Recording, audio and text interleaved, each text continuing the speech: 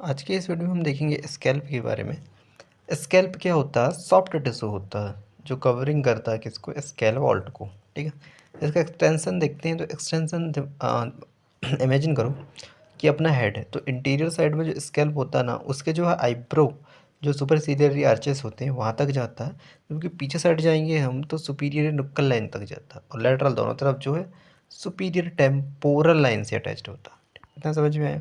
अब इसकी एक ट्रिक बताता हूँ। स्कैल्प की जो इसी के नाम से ही इसकी ट्रिक है, ठीक है, मतलब लेयर ऑफ द स्कॉल्प। ठीक है, तो एस से क्या होगा? स्किन, सी से कनेक्टेड टू टिश्यू, ए से एपेनोरोटिक लेयर, और एल से हो जाएगा लूचिट्यूलर टिश्यू, और पी से पेरिक्रेनियम। ये भी याद हो गया। अब हम एक एक कर को देखते हैं। इसके बाद जो इसकी नर्व सप्लाई और ब्लड सप्लाई देखेंगे, बस इतना ही, इसमें से ज़्यादा कुछ नहीं। साथ साथ में हम क्लिनिकल भी देखते जाएंगे, तो हमारी क्लिनिकल भी इसमें कंप्लीट हो जाएगी। तो पहले स्किन देखते हैं। स्किन क्या है? देखो, स्किन इसमें सबसे पहली लेयर है ना, और ये थिक होती है और इसमें हेयर होते हैं। लेकिन एक्सेप्ट कहाँ पर हमको जो है नहीं देखने को मिलेंगे, तो वो ओवर द फोरहेड पे। ठीक है, अब इसका क्लिनिकल क्या है स्किन का, कि ये maximum hair follicles and sebaceous gland को कंटेंट करके रखता है, इसलिए जो है कॉमनेस्ट साइट हो जाती है सेबेसियस सिस्ट बनने की। बस इतना ही याद रखना है स्किन के बारे में। अब हम चलते हैं दूसरी लेयर जो कनेक्टिव टिश्यू। तो डायग्राम तो यही वाला बनाना है ना। अब इसमें देखो कनेक्टिव टिश्यू में क्या है, जो दिख रहा वही हमको लिखना है, कि ये डेंस फाइब्रस टाइप होता है, और यहाँ पर ब्लड वेसल्स एंड नर्व जो होती हैं लाया करती हैं इस लेयर पे। अब इसका क्लिनिकल क्या है कि देखो, अब क्लिनिकल क्या है कि यहाँ जो वेसल्स की वॉल होती है ना, वो एडहेरेंट हो जाती हैं, फाइब्रस नेटवर्क बना लेती हैं, और अगर उसमें कोई भी इंजरी हो जाती है, तो इंजरी होने के कारण क्या होती है कि वो रिट्रैक्ट नहीं हो पाती हैं, जिससे वहाँ पर क्या होता है, परफ्यूज ब्लीडिंग होती है। और परफ्यूज जब ब्लीडिंग होती है तो हम उसको स्टॉप करने के लिए क्या कर सकते हैं, उसको प्रेस कर सकते हैं ना, अंडरलाइन द बोन पे। तो वो प्रेस करने पे क्या होता है कि ब्लीडिंग रुक जाती है। बस इतना ही याद रखना है इसको कनेक्टिव टिश्यू पे। इसके बाद एपेनोरोसिस, देखो इसमें थर्ड लेयर। एपेनोरोसिस जो है ये मसल से बनती है, पता? सामने की तरफ जो है फ्रंटालिस मसल, और बैक तरफ में ऑक्सीपिटल मसल। तो पिटो फ्रंटालिस मसल से ये बनती है, ठीक है। और इस एपेनोरोसिस को हम एपिक्रेनियल या एपेनोरोसिस ऑफ द गिलिया एपेनोरेटिका भी बोलते हैं। ये बहुत ज़्यादा पार्ट जो होता है इस लेयर का वो एपेनोरोसिस से ही बना होता है, इसलिए इसको ये बोलते हैं। ऑक्सीपिटो फ्रंटालिस मसल देखें तो उसकी चार वैली होती हैं, दो फ्रंटल वैलीज होती हैं और दो ऑक्सीपिटल वैलीज होती हैं। बस इतना ही याद रखना है इसमें। अब इसके बाद जो इसके क्लिनिकल देखें तो क्लिनिकल पे क्या याद रखना है कि सिंपल सा देखो, अब इसको कैसे समझाऊँ मैं। हाँ, सिंपल सा ये देखो कि हमारे पास ये क्या है भाई, ये हेड है, ठीक है, ये फ्रंट साइड है, और ये अगर हम इस टाइप से कट लगाएंगे तो ये दोनों फाइबर तो हमारे सामने हैं, दो मसल्स के फाइबर पीछे हैं, तो और बीच में क्या है, एपोनेउरोसिस की लेयर है, तो ये खींच के रखा रहे हैं, तो ये वाला कट रखा लगा है तो उतना ज़्यादा गैप नहीं दिखेगा। लेकिन अब आड़े पे लगाएंगे तो दोनों खींचेगा तो वो गैप तो बढ़ जाएगा ना।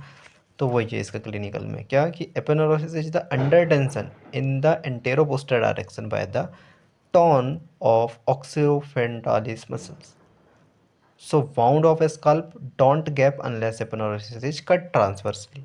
ठीक, बस ये याद रखना, बस एंड हो गया। अब चलते हैं loose areolar tissue. Loose areolar tissue यहाँ पर दिखाई दे रहा है, ठीक है। तो लूज एरियोलर टिश्यू के बारे में ये याद रखना है कि यह लेयर जो है यहाँ पर क्या होती है, ट्रांसवर्स होती है। एमिसरी वेन देखो यहाँ पर ट्रांसवर्स कर रही है कि नहीं, ठीक है। तो एमिसरी वेन के लिए यहाँ से ट्रांसवर्स करती है, और वो कनेक्ट करती है vein in the second layer of the scalp with the intracranial dural venous sinus. तो ये हमारा ड्यूरल वेनस साइनस है, और ये हमारी सेकंड लेयर है, इन दोनों को कनेक्ट करने का काम कर रही है, ठीक है। तो ये हमको बताना है कि क्या होता है यहाँ पर, कनेक्ट कर रही है। अब इसका क्लिनिकल क्या है कि severe as the natural plane of the cleavage during the craniotomy. Craniotomy भी ये हेल्प करती है। अब पांचवी लेयर देखते हैं जो लास्ट है हमारी, पेरिक्रेनियम। पेरिक्रेनियम जो है periosteum of the bone of vault of the skull से बनी हुई होती है, ठीक है। और इसमें क्या होते हैं कि अगर हम बात करें जैसे कि इसमें, तो पेरिक्रेनियम का इतना सा इम्पोर्टेंस याद रखना, मतलब शॉर्ट में, कि ये जो सूचर्स होते हैं ना, उससे फर्मली अटैच्ड होती है, और उसको अटैच्ड करती है सूचरल मेम्ब्रेन से, जो टर्न अटैच होती है एंडोक्रेनियम से। ठीक है? बस यही है। और एंडोक्रेनियम क्या, the periosteum covering inner aspect of the skulls पे। बस इसके बाद हम क्या देखते हैं इसमें, हमने ये पूरा देख लिए। इसके बाद जो है इसमें आर्टेरियल सप्लाई देखना है, तो ये डायग्राम देखो, इसको ड्रॉ करना, इसकी नेमिंग याद करो बस। और इसके बाद जो है वेनस ड्रेनेज देखना, तो ये है उसका स्काल्प का, और ये फेस के लिए भी काम पड़ेगा क्योंकि ये venous drainage of the face भी है, ठीक है। और इसके बाद जो है इसमें sensory supply of the scalp, तो इतना याद रखना है इसमें, ठीक है। और इसके अलावा जो है ना मोटर सप्लाई भी होती है इसमें, जो इस डायग्राम पे दिया नहीं है। एक होती है temporal branch of the facial nerve, और एक होती है posterior auricular branch of the facial nerve, ठीक है। तो ये दोनों याद रखना है। यहाँ पर जो होती है हमारी कौन सी होती है, temporal branch of the facial nerve, और यहाँ पर होती है posterior auricular branch of the facial nerve. तो आई होप कि आपको वीडियो समझ में आया होगा कम टाइम पे। Thank you.